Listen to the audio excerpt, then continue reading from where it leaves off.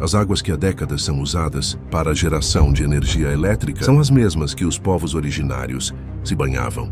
Por aqui passaram padres com a missão de catequizar os indígenas. E por causa da chegada dos bandeirantes, eles tiveram que sair daqui, se foram, deixaram vestígios. Depois de séculos de desocupação, a região ganhou novos moradores, vindos do Nordeste e outros cantos do nosso país. Hoje muita gente escolheu esse lugar para morar e ajudaram a criar o nosso município de Itaguajé. Com o passar dos anos, os moradores de Itaguajé começaram a valorizar essa herança única e sentiram a necessidade de reforçar um sentimento de identidade local e celebrar essa identidade. O hino municipal emergiu como uma forma de consolidar. Ele serviria não só como um símbolo cívico, mas também como uma homenagem a todas as gerações que contribuíram para o desenvolvimento da cidade, além de um meio de preservar a história e os valores locais. Eu era agricultor, eu era da roça, né? Morava no sítio, trabalhava na roça. Para ser sincero, não gostava. Nunca gostei, né, da roça. Mas é o que tinha. E o pai e minha mãe sempre incentivou a estudar. O estudo é importante. E eu sempre me dediquei ao estudo, né? Sempre passei direto, sempre dedicado, sempre tirava nota, passava direto, beleza. Porque sempre tinha o objetivo. O objetivo era eu sair da roça. Eu achava que aquilo ali não dava. E eu sentia muito, principalmente o sol quente. Me arrepiava o corpo. Quando ia para a roça, arrepiava o corpo. Né? Mas mesmo assim, ainda encarei bastante a roça. Eu saí da roça, eu já tinha o quê? 18 anos. Sapatão, né? Botina de couro, camisa de saco de açúcar, chapéu de paia. Isso aí é normal. Os dois serviços mais complicados: arrancar feijão e ralhar algodão. Não tem espinhaço que aguenta. Aí lá no sindicato,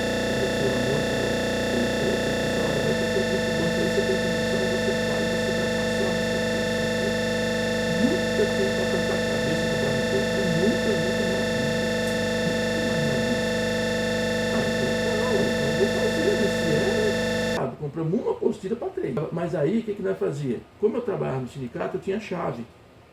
Eu vinha de manhã cedo, trabalhava até 11 horas, voltava para casa no sítio, aí almoçava, vinha de volta e voltava à tarde. E à noite vinha de novo para estudar. Aí eu abria o sindicato, tinha uma mesinha lá e nós juntávamos os 3, ficava os 3 estudando lá no sindicato. Você não correr atrás na hora que a oportunidade surge, você não... É ali, o momento é aquele. Se eu for deixar para depois, for fazer a farra, a festa, a diversão, você esquece o principal. Quando você for pensar em fazer, já não dá mais. Sim.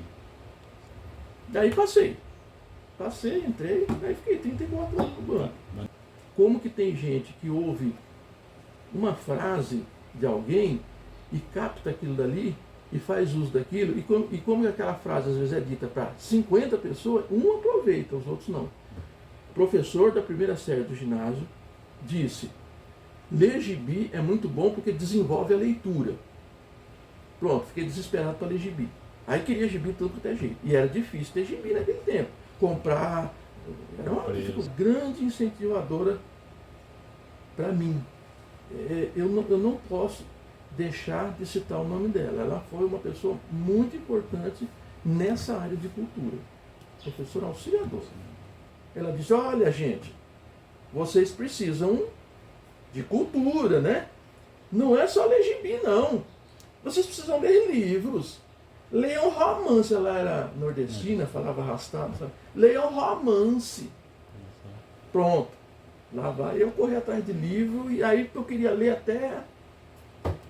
Mas eu me lembro que ela era professora de português e eu nunca fui bom em português, eu confesso. E ela pedia redação. Ela dizia assim: olha, vocês vão fazer hoje uma redação sobre o tema tal.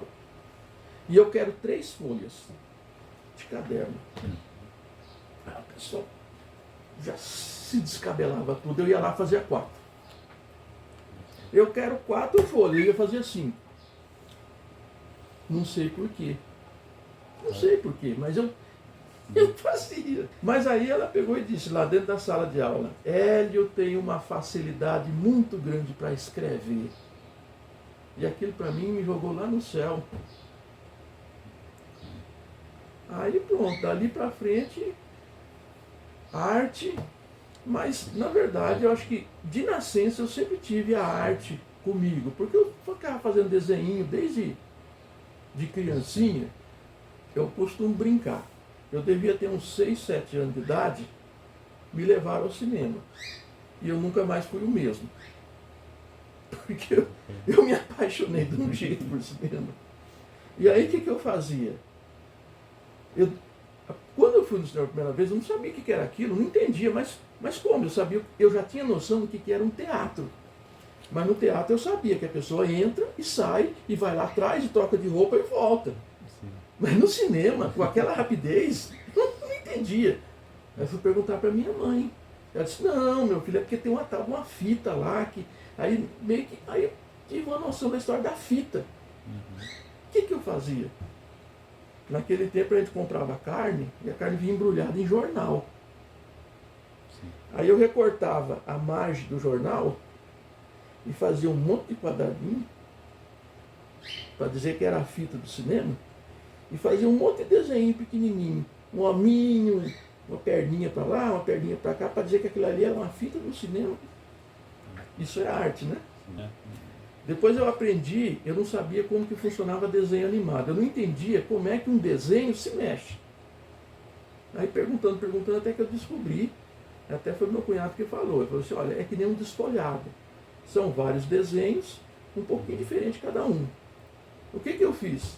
Eu comecei a pegar o livro e na beiradinha do livro eu ia fazendo um desenho meio pequenininho, um diferente do outro, depois você desfolha assim.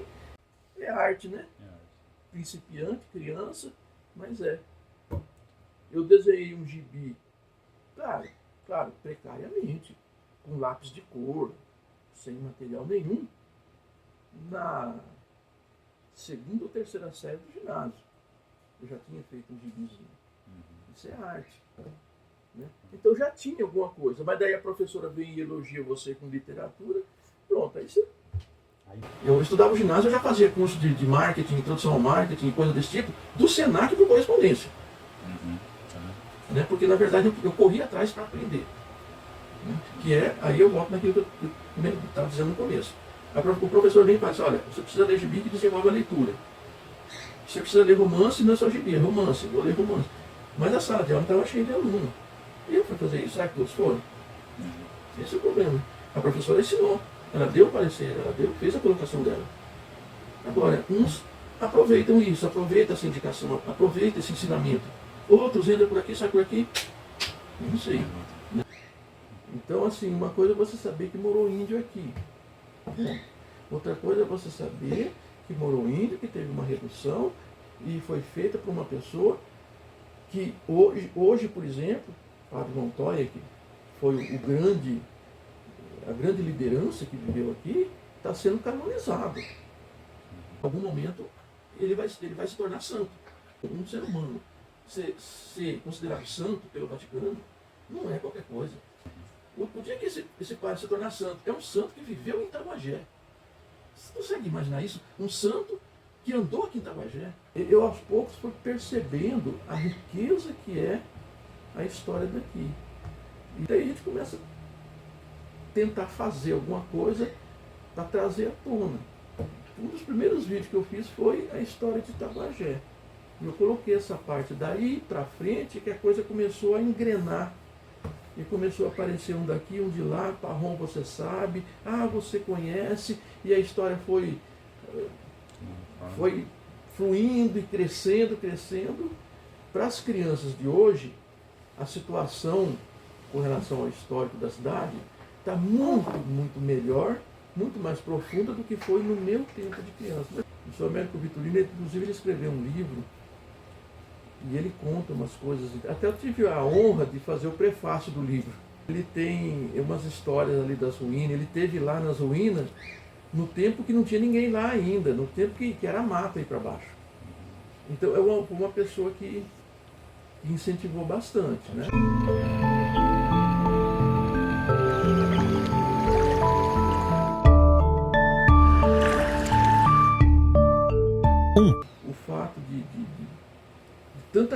grandiosa ter acontecido aqui, e eu me identifiquei muito com esse assunto. Aí não foi difícil. É só questão de organizar as frases ali. É uma cidade privilegiada, porque tem 2 rios importantes.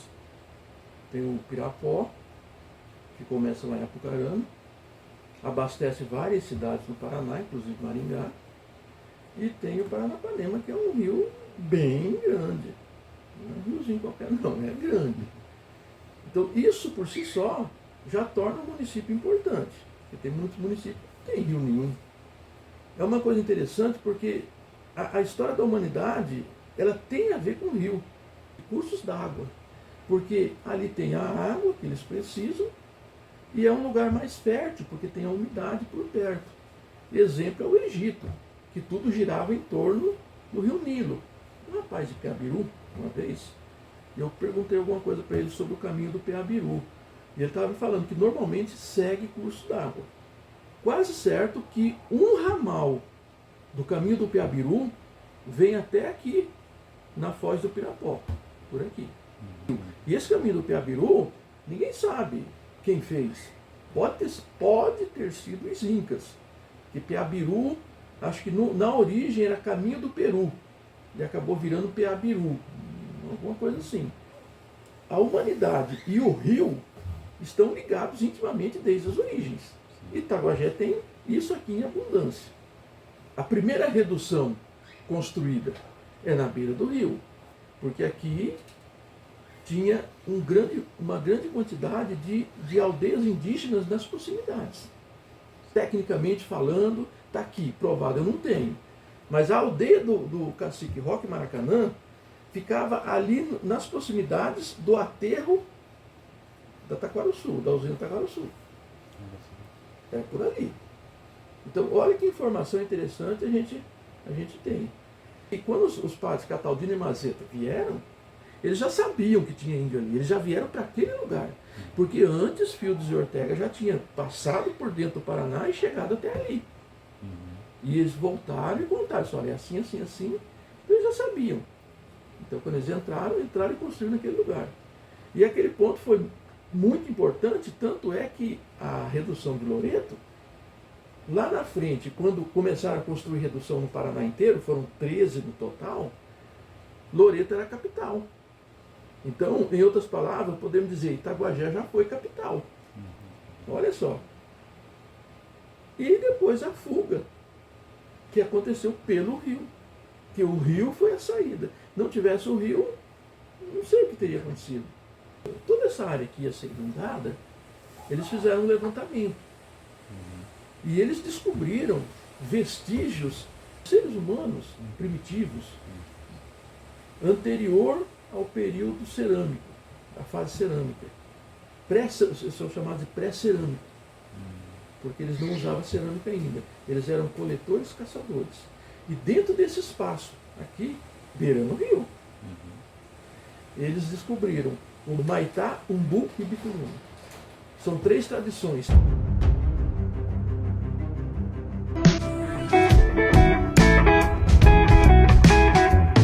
Essa é Itaguajé, município com um pouco mais de 4.400 habitantes. O hino municipal, eu acho que é quase que um retrato, né, do município. Substancial importância, é fundamental. Agora, no nosso caso aqui, a gente não tinha o hino. E eu acho até que, apesar de a gente ter ficado tanto tempo sem o hino, eu tenho comigo que ele veio em boa hora. Porque a gente conseguiu fazer um hino de acordo com o município, de acordo com o histórico do município. 50 anos atrás, alguém resolvesse fazer um hino de Itaguajé e não tivesse conhecimento nenhum sobre a história, tinha feito um monte de baboseira, e a gente ia ter um hinozinho aí, foi na hora certa. Agora, a importância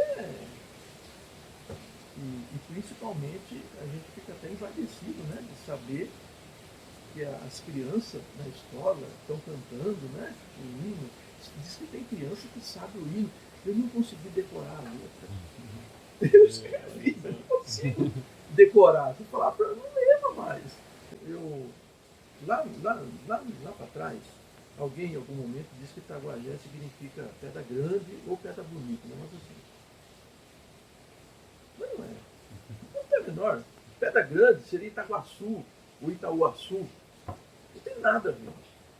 Mas assim, quando você é pequeno, criança, você não tem conhecimento, você aceita tudo, você não vai pesquisar. Quando você começa a entrar no assunto, você começa a falar, peraí, isso aqui não está certo, isso aqui não está certo. Então você vai entrando. Aí eu comecei a pesquisar, mas peraí, o que é Itaguajé, afinal de contas? O que significa isso? Por quê? Quando saiu esse nome? Quem deu esse nome? Então tem uma série. Sobre Itaguajé tem uma série de questões que eu não tenho resposta. Eu não descobri. Mas eu posso dizer para você, por exemplo, que se você procurar na internet, você acha uns 3, 4 significados diferentes. Um diz que é uma coisa, outro diz a outra, outro diz a outra. A última informação que eu estou tendo, que eu estou recebendo sobre Itaguajé, está vindo do Paraguai, de uma paraguaia linguista, especialista em língua guarani, e ela está colocando assim alguma coisa como lugar precioso. Algo parecido com lugar encantado, no sentido de, não encantado da magia, mas encantado de encantador, sabe? Lugar precioso, alguma coisa assim. Ela está passando essa informação, mas eu estou fazendo um questionamento para ver se chega, porque ela própria, ela diz, precisa ver o contexto. Quem deu o nome, por quê, o que estava pensando, se baseou no quê. Às vezes você pensa que é uma coisa e é outra. Então se você falar, no meio de uma pessoa que fala Guarani, você falar Itaguajé, o que ele vai entender? E talvez entenda um lugar precioso, ou alguma coisa assim. Mas pode não ser esse o sentido. E eu fiz um monte de pesquisa. Ita, tudo bem, é pedra, eu sei. Mas Guá pode ser o termo de ligação. Casa do João. Então o do, que pertence ao João, no Guarani pode ser usado Guá. Então pedra, Guá, do, aí ficaria o G. Então pedra, do, e esse G, o que é? Difícil. O que eu sei que existe de G é uns índios que viveram na região, inclusive aqui.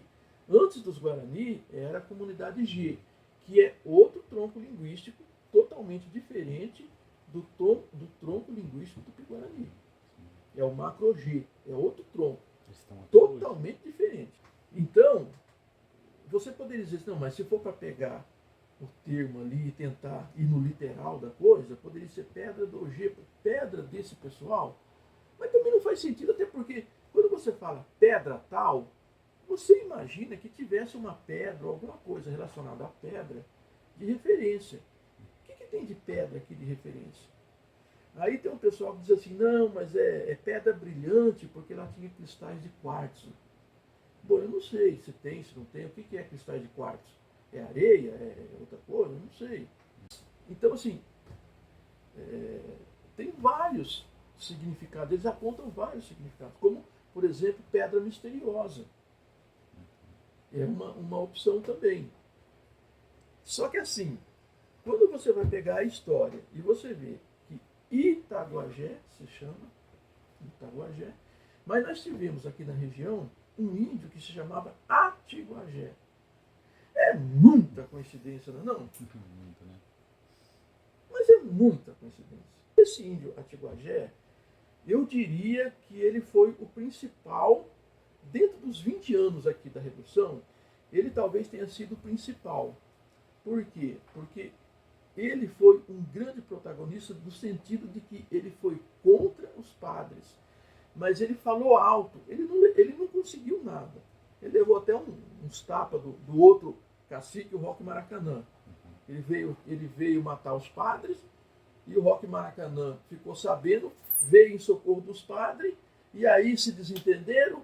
Ele foi, o Atiguajé foi bater no Roque Maracanã, o Roque Maracanã derrubou ele no chão, E aí ele acabou indo embora, aí ele voltou atrás, já não queria mais matar os padres, foi pedir perdão lá em Santo Inácio, enfim. Então tem toda essa história.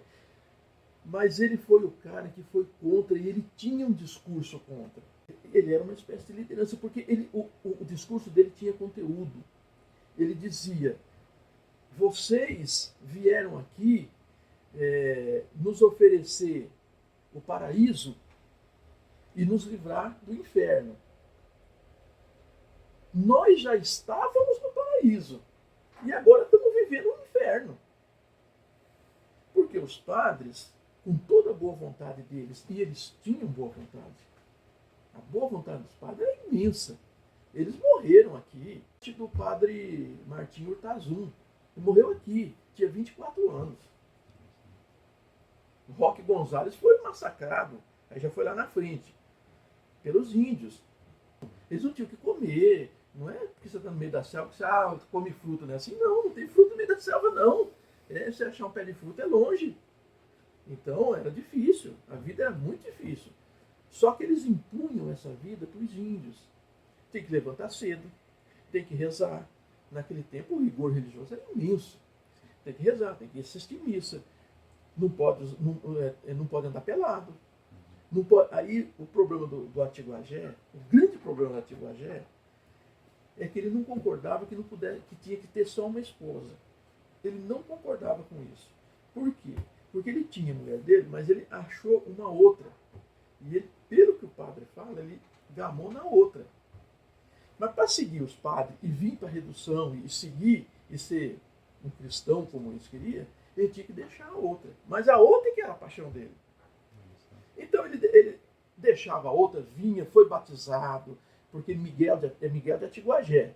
Miguel é nome cristão, não é nome dele. Quando batiza, dá um nome cristão. Então ele passou a chamar Miguel de Atiguajé. Então ele foi batizado, virou cristão, abandonou a Índia. Mas depois ele buscou a Índia de volta, escondido. Aí os padres descobriram. Aí, acho que apertaram ele, aí foi quando ele veio querer matar os padres. Aí quando o Roque Maracanã deu um pau nele, ele foi lá em Santo Inácio e pediu perdão para os padres e devolveu a Índia. Acho que ele se devolveu para os padres ou coisa assim, e devolveu a Índia, a amante, para ficar só com a mulher dele. Só que o padre Montoya descobriu que com o tempo ele largou tudo, catou a Índia dele, que ele gostava, a amante, e vazou e foi viver isolado com ela, sem ser cacique. Ele abandonou o cargo, o título de cacique que ele tinha. Como cacique, ele tinha um monte, eles chamavam de vassalos. Ele tinha um monte de vassalos, um monte de homens que ele liderava, né? Como se fosse um monte de soldado que obedecia a ele. Ele abandonou para ficar com a Índia. Olha que história. Dá um filme. Dá um filme. Então, por isso que eu acho que esse índio é importante. Agora, eu não sei se quem deu o nome para Itaguajé sabia disso. Isso que eu não sei. Itaguajé chamava Lupiãozinho, ou Vila Lupião. Tem os dois. Tá? Eu tenho registro de Lupiãozinho e tenho registro de Vila Lupião. Então tem os dois. É o que se chamava.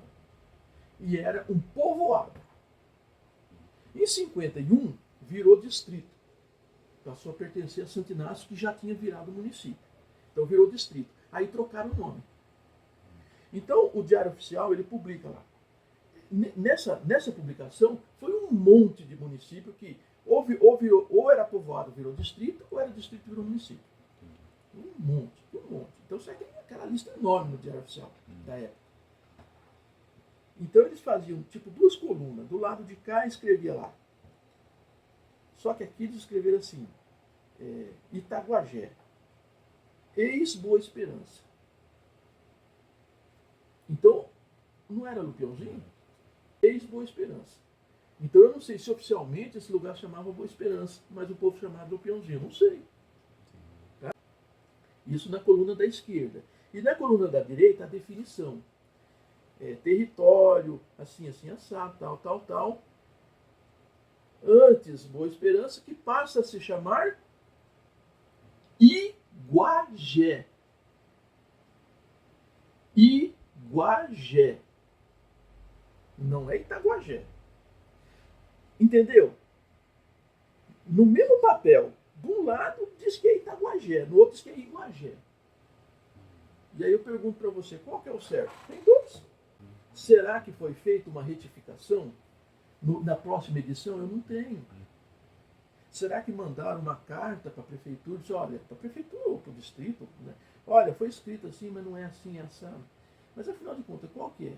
Aí é o seguinte, se for Iguajé e não Itaguajé? Aí não tem mais pedra. E pode ter o sentido de rio, de água. Tá? Iguaçu. Água do barulho, uma coisa assim. Água grande. E pode ter sentido. Porque assim, na língua guarani, é que nem nós. Tem várias palavras para uma coisa. Eu conversei com um escritor, ele disse que só a palavra mãe, eles tinham umas 30 definições diferentes. Então, porque Paraná. Paraná é grande mar, ou alguma coisa assim. Então, ou um rio grande, ou uma água muito grande. Esse é o sentido. Então, o rio Paraná não é grande? Então é uma água grande, parecida com o mar. Porque, tipo assim, o mar não é enorme? Então, um rio que é enorme, eles faziam ligação com o mar. Então é Paraná. Paraná. Panema é um rio grande, porém, Paraná, Panema tem o sentido de desditoso. Eles diziam que o rio não era um rio bom. É um rio que não trazia muita sorte. Muito embora eles vivessem na beirada do rio. Então, por que eles diziam isso? Não sei. Uns falam que é porque tinha muita corredeira, ou porque não era bom para pesca. Talvez o Pirapó fosse melhor para pesca. Não sei. Mas tem esse sentido. E lá no livro do Padre Montoya não é nem Paranapanema, é Paranapané.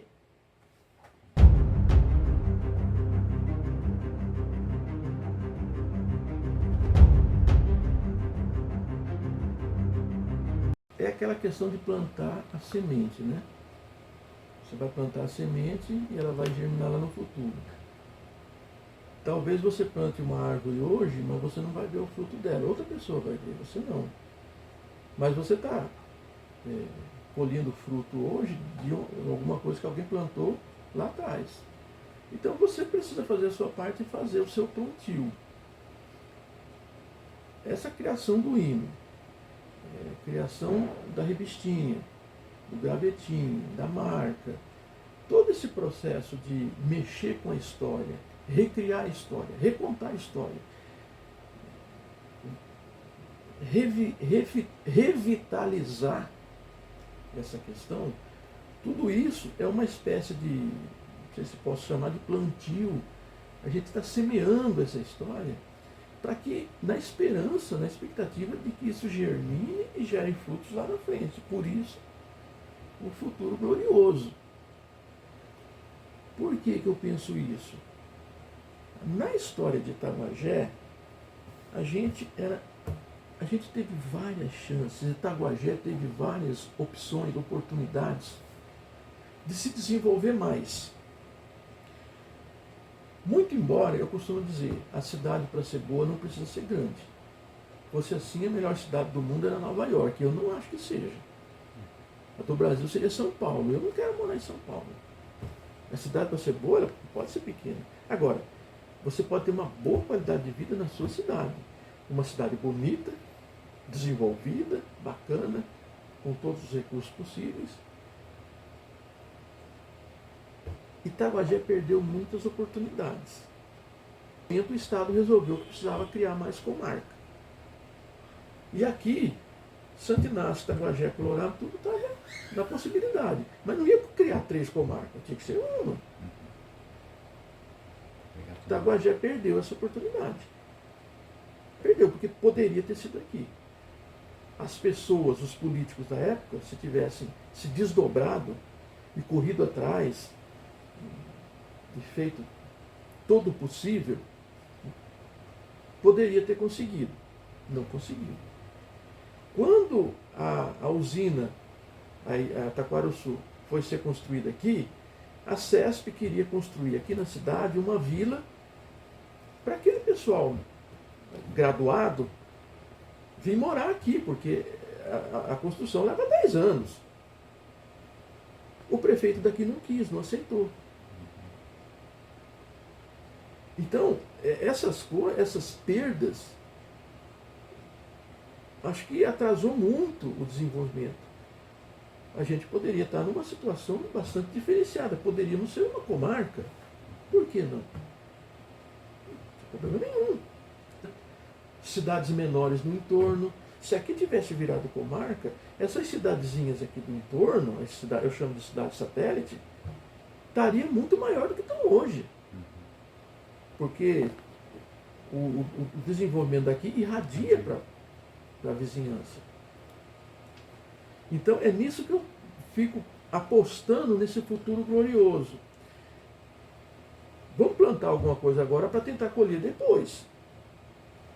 Já que no passado não precisou nem plantar, jogaram no nosso colo e nós dispensamos. A cultura tem tudo a ver. A cultura, o conhecimento. Aí volta na história que eu estava te contando lá no começo, de ler. A professora falou para ler, eu fui ler. Hoje eu me interesso por livro. Eu leio direto, eu sempre estou lendo alguma coisa. Eu assisto mais documentário do que filme. Eu busco a informação. E para conhecer a história de Itaguajé, eu repassei um monte de livro, uma pilha de livro. Eu comprei livro com meu dinheiro. Eu não fui na biblioteca, porque na biblioteca não tem. Eu não fui pedir para vereador, nem para prefeito, nem para ninguém. Eu comprei com meu dinheiro. Esse livro antigo que eu tenho aí custou mais de R$300. A coleçãozinha do Padre Montoya que eu tenho custou mais de 500. As pessoas não veem isso. As pessoas não percebem isso. Mas se você não investir na cultura e no conhecimento, você não vai chegar lá. Não vai cair no seu colo. O conhecimento não cai no seu colo. Sabe, eu acho que eu sou um cara comum. Aqui em Itaguajé, as pessoas falam, o Parrom é inteligente. O Parrom isso, o Parrom aquilo. Não sou. Eu sou um cara normal. Tem um tá aqui que não está lendo. Não está se informando. Se eu entrar numa comunidade mais... Eu sou qualquer um.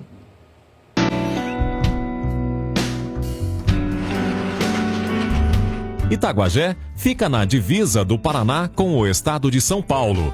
Uma importante rota de escoamento da safra, principalmente de açúcar e álcool, já que a região é uma... Eu nunca li livro de poesia. Não sou muito chegado. Acho que a única coisa que eu me interessei bastante, que é meio que ligado à poesia, é o Morte e Vida Severina. O texto é lindo demais. É muito bacana. Então eu gostei demais daquilo dali. A gente aprende, né? Aprende a desenvolver e tal. Aprende a fazer. A questão do hino, uma letra de música é uma poesia. Então era para fazer o hino, então tinha que fazer uma poesia. Né? Tanto que, até quando o Juninho comentou, eu falei, ó, Juninho, a letra eu sei, eu dou conta. Agora a música, e se não fosse a Jéssica, pelo amor de Deus, eu não ia sair, porque quando na vida que eu ia imaginar uma música, eu não consigo, música eu não consigo. Tem uma coisa na arte que eu não aprendi nada, é música. Não tem jeito, não consegui. Música eu não aprendi, não toco, não canto, não entendo de melodia, nada. Agora a letra não, a letra eu me garanto. E aí, cara, graças a Deus deu certinho, porque a Jéssica sabe tudo de música. Então eu faço, a letra eu faço. Ah, você faz, então vamos fazer. Era colocar no hino como se fosse um retrato de Itaguajé. Uma espécie de retrato em forma de poesia. Então é dizer a grandiosidade da história, meio que querendo, meio que indiretamente contar a história, mas de uma forma poética. Porque daí a poesia ela tem uma... Não é simplesmente você só fazer rima, você tem que ter um jeitinho ali. É aquela coisa romântica, é poética mesmo. O nome o termo é esse mesmo, é aquela coisa poética, né? É você dizer de uma forma poética. Que eu posso contar a história de Itaguajé conversando com você aqui numa linguagem cotidiana. Eu posso contar a história de Itaguajé, escrever num livro com uma linguagem mais aprimorada, e posso contar a história de Itaguajé de uma forma poética, que é o caso da letra do hino. Então é aí que veio. E aí a gente trabalhou bastante, a Jéssica veio aqui, a gente sentou, porque daí também tem aquela questão, a melodia, não é toda palavra que encaixa na melodia. Né? Então a gente conversava, não, ó, eu queria pôr essa palavra aqui que fica. Mas essa palavra, como é que eu vou cantar ela depois? Ela não vai enquadrar, ela é muito comprida, ela tem. A sílaba é forte, é fraca, às vezes não dá, não encaixa. Olha, aqui não dá, isso dá. E a gente tocou ideia aqui bastante, foi muito bacana, muito legal mesmo. Foi uma experiência grandiosa. Eu já fiz muita poesia, tanto que tem um livro, tem mais um monte aí que não está no livro, tem bastante poesia. Tem umas bastante que eu gosto muito delas e tudo, mas essa daí foi especial, porque ela foi trabalhada mesmo com aquela vontade, com aquele entusiasmo, sabe? Sim. Nossa, que Bacana. satisfação de fazer. Nossa, você não tem ideia do que a gente sente. É o mesmo que acho que um jogador sente quando ganha um título, por exemplo, sabe? Assim, é legal. Nossa, é um orgulho, assim, uma satisfação. Você vê, estou deixando aí a letra do hino, estou deixando uma bandeira da escola. Acho que estou deixando alguma coisa aí para o pessoal que vem depois, né? Senti que a população gostou. Para mim, ninguém fez nenhuma crítica. Até hoje eu não ouvi nenhuma crítica. Nenhuma. Só elogio. O pessoal gostou. Mas eu não me envolvo na política. Então eu me dou bem com todo mundo. Por quê? Porque, enquanto bancário, eu era obrigado a fazer isso. Então eu aprendi a tratar bem todo mundo, a cuidar bem, a sorrir sempre, a ser atencioso, nunca dar má resposta, nunca ser grosso, sempre ter educação. E acho que isso, com o passar do tempo, a gente vai criando ali uma imagem que eu tenho por mim que é mais ou menos positiva. Dentro desse contexto, eu não vi ninguém fazer crítica. Eu creio que ajudou, sim. Agora, vamos lá. O fato de eu não me envolver em política talvez seja importante, porque daí, se você tem um lado político e vive com aquilo o tempo todo, então sempre o lado oposto tende a fazer alguma crítica. Agora, se você evita esse tipo de coisa, você se dá com todo mundo, você se relaciona bem com todo mundo, isso coloca você numa posição neutra e de boa aceitação em toda parte. Então isso aí eu acho importante, e acho que nesse sentido ter criado o hino ajudou, por esse fato, ajudou a não ter rejeição. Né? Então eu não vejo rejeição. Quando eu estou em algum evento que toca o hino, eu vejo que as pessoas se comportam muito bem. Eu até hoje não vi ninguém fazendo careta, ninguém tentando cutucar o outro para dizer alguma coisinha. Não, eu vejo as pessoas paradas, prestando atenção.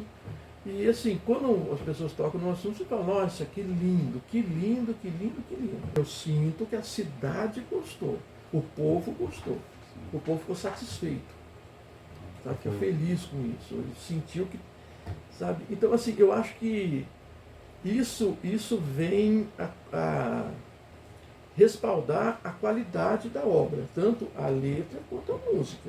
Tanto eu quanto a Jéssica, acho que juntos nós fizemos uma coisa que trouxe um pouco mais de orgulho para a cidade, um pouco mais talvez um pouco mais de união, sabe? As pessoas se sentem bem, né? É da minha cidade, ó, esse é o hino da minha cidade. Então eu acho que nesse sentido sim, foi importante. Povo gentil, só adorável.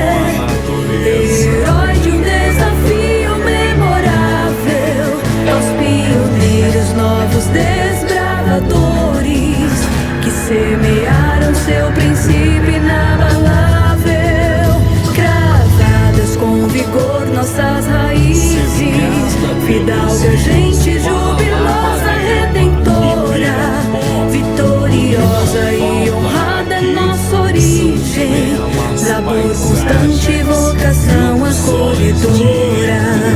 Aqui vivemos venturosos em concórdia, filhos altivos de um céu abençoado, Itaguajé, lampeja eterna em nosso peito, rincão esplêndido de glórias coroado, exuberância e solidez, belezas mil, presente augusto e passado virtuoso, louvado seja nosso sol iluminado, boa esperança de um futuro glorioso, povo gentil, solo adorável, terra nobre, massa fé, nossa progenie é o orgulho, eu te amo, Itaguajé.